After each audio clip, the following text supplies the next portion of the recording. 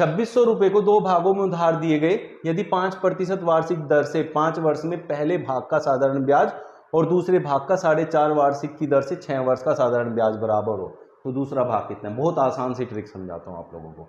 ये 2600 रुपए दो हिस्सों में ब्याज पे दिए गए। तो पहले वाले का देखो 5% के हिसाब से 5 साल तक ब्याज मिलेगा, तो 5 पंजे 25% मिलेगा एक तरीके से। तो इसको यहां लिखना है बच्चों। अब इन दोनों की गुणा करो, 4.5 गुना 6 हो गया 27, तो ये 27। इन दोनों को ऐड करना है जो कि 52 बनेगा। इस 2600 को उस 52 से करना है भाग, और गुणा में क्या रखना है?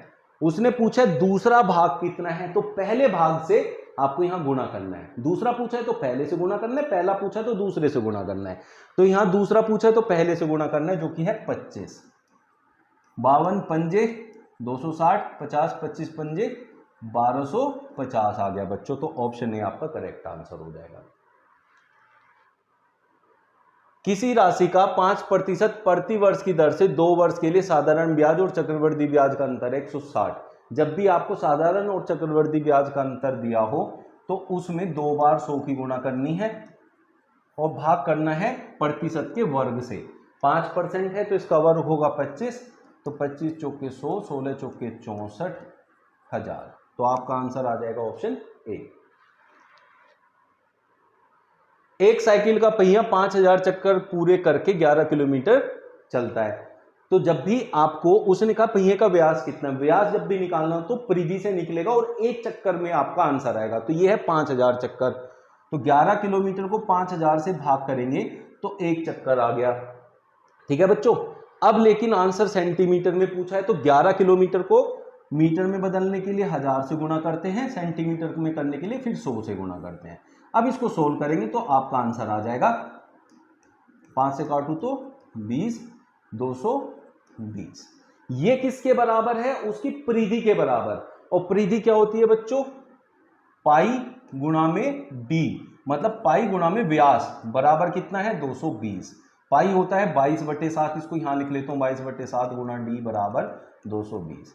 22 हम 7 उधर मल्टीप्लाई, तो डी बराबर 70, जो कि ऑप्शन डी हो जाएगा।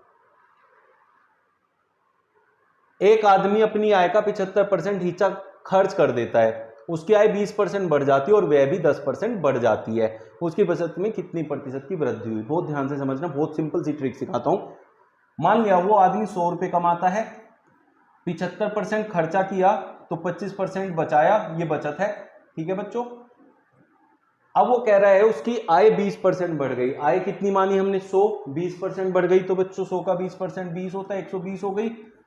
अब उसने कहा उसका व्यय भी 10% बढ़ जाता है। व्यय मतलब खर्चा। खर्चा कितना था उसका? पहले 75 रुपए, उसका 10% बढ़ा है। 10% होता है बच्चों 7.5। 75 का 10% 7.5। 75 में 7.5 बढ़ जाएगा तो कितना हो जाएगा? 82.5। अब 120 रुपए कमा रहा है, 82.5 खर्चा कर रहा है, तो अब कितने रुपए एक्स्ट्रा वो बचा रहा है? देखो ध्यान से, कितने बचा रहा है? 20 रुपए तो सीधे सीधे ये बचा लिए, तो 37.5 रुपए बचाने लगा। पहले 25 रुपए बचा रहा था, अब 37.5 बचा रहा है, तो अब कितने ज्यादा बचाने लगा? 12.5। अब हमें ये बताना है कि ये 12.5 इसका कितना परसेंट है? 25 का आधा 12.5 होता है, आधे का मतलब होता है 50%। इसके लिए आपका आंसर होगा ऑप्शन सी।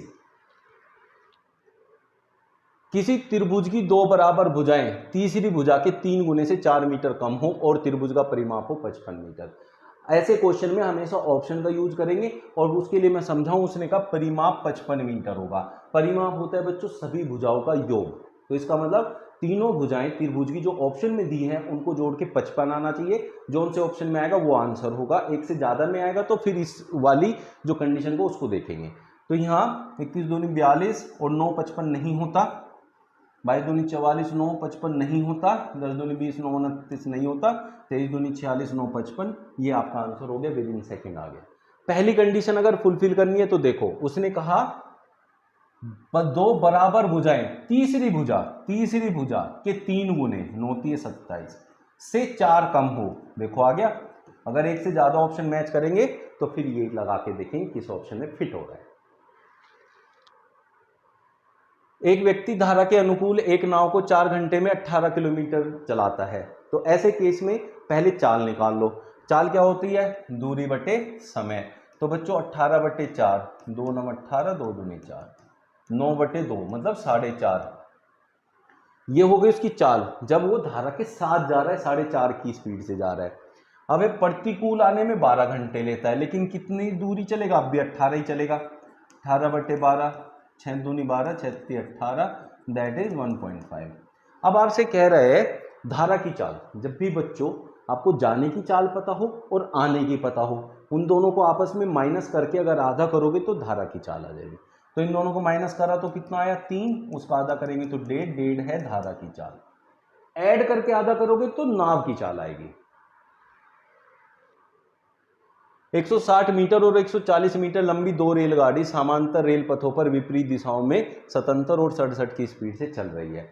जब भी ट्रेन एक दूसरे को विपरीत दिशा में क्रॉस करे तो हमेशा जो उनकी रिजल्टेंट स्पीड होगी, मतलब जिस स्पीड से आपको आंसर निकालना है, वो दोनों ट्रेन की स्पीड को जोड़ कर आती है। तो यहाँ 77 को और 67 को जोड़ेंगे तो 144 किलोमीटर प्रति घंटा की रफ्तार यूज करनी है आपको। लेकिन यहाँ जो दूरी है वो दूरी उन दोनों की लंबाई को जोड़ना पड़ेगा, चाहे वो विपरीत हो चाहे एक दिशा में जा रही हो, तो दूरी तो हमेशा जुड़ के ही आएगी। तो इन दोनों को जोड़ूं तो कितना आएगा बच्चों? 300 मीटर। अब ये क्या है आपका? दूरी, ये चाल है। अब समय पूछा है, समय बराबर क्या होता है? दूरी बटे चाल, दूरी बटे में चाल। लेकिन बच्चों चाल किलोमीटर प्रति घंटा में है, ये मीटर में, और आंसर सेकंड में है, तो इसको मीटर प्रति सेकंड में बदलेंगे, जो कि 5/18 से गुणा करना पड़ेगा, तो 18 ऊपर चला जाएगा। अब ये कितना हो गया बच्चों? 6 से 6 3 18, 6 6 9 54, 6 दूनी 12 सॉरी, और 6 चौक 24, 24 3 8 24, 4 दूनी 8, 4 से काटूँ तो 4 7 28, 4 5 20, 15/2 7.5, जो कि ऑप्शन बी में आपका मिल गया। a बराबर 7 - 4√3, तो √a + 1/√a का मान पूछा है।